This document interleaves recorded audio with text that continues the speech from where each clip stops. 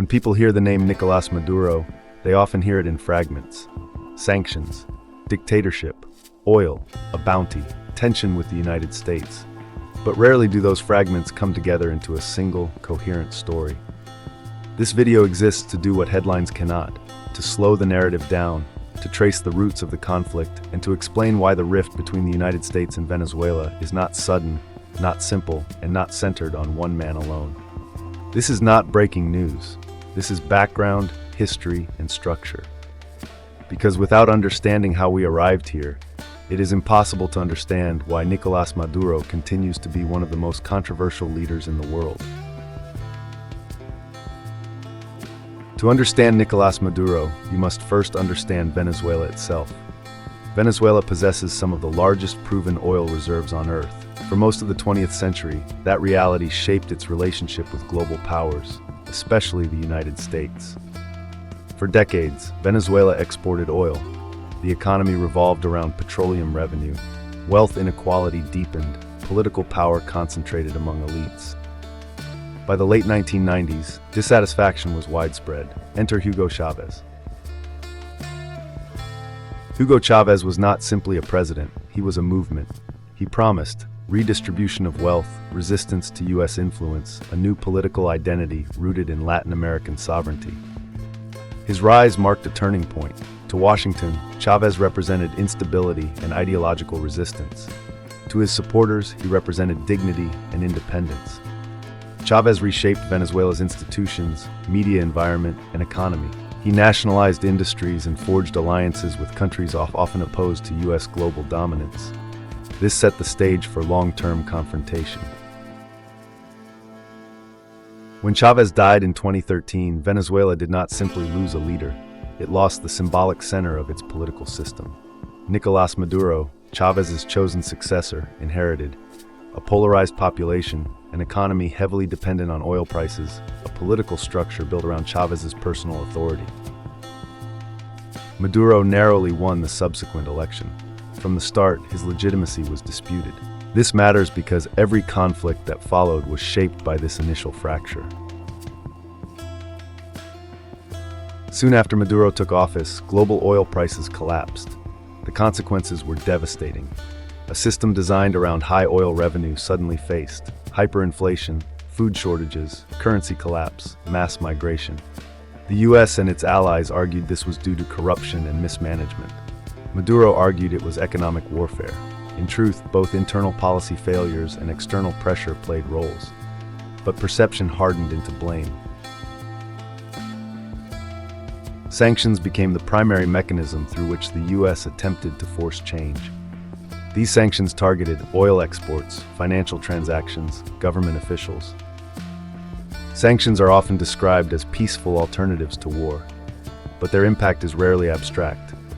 They influence everyday life, access to medicine, employment, migration. Supporters argued sanctions weakened an authoritarian regime. Critics argued they punished ordinary citizens more than leaders. This debate remains unresolved. In subsequent elections, international observers raised serious concerns.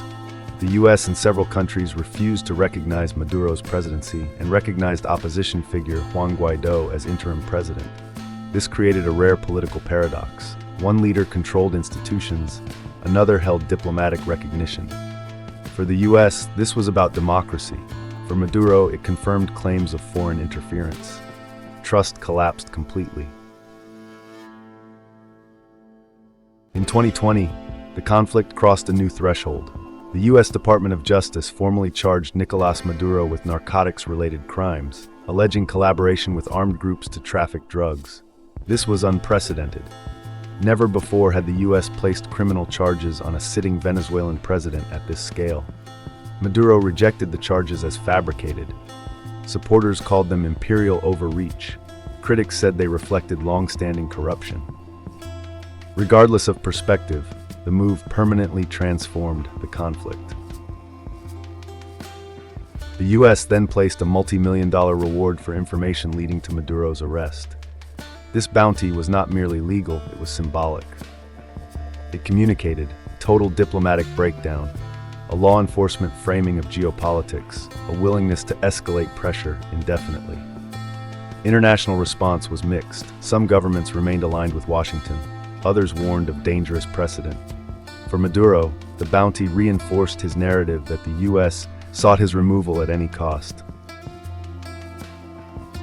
Despite pressure, Maduro remains in power. Why? Because politics is not solely about popularity. Maduro maintains control of the military, strategic alliances with Russia, China, Iran, institutional dominance, opposition fragmentation. Over time, even adversaries adjusted their strategies, reopening diplomatic channels quietly, acknowledging realities without endorsement. Power persisted not through approval, but stability of control. This conflict exists within a broader global shift. The world is no longer unipolar. Energy markets, migration crises, and great power competition have reshaped priorities. Even adversarial relationships are now subject to pragmatism. This has softened rhetoric without resolving conflict. Both sides accuse the other of propaganda. Media narratives are contested, selective, and often politicized.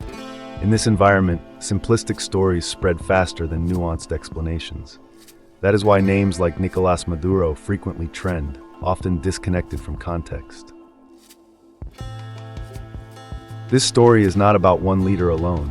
It is about how economic pressure affects populations, how sanctions function as modern warfare, how legitimacy is contested, how information shapes global perception. Maduro is a focal point, not the sole cause. Nicolás Maduro is neither a myth nor a caricature. He is a political figure shaped by history, ideology, power structures, and geopolitical conflict. Understanding that complexity does not require endorsement, it requires context. And in a world driven by viral fragments, context is resistance.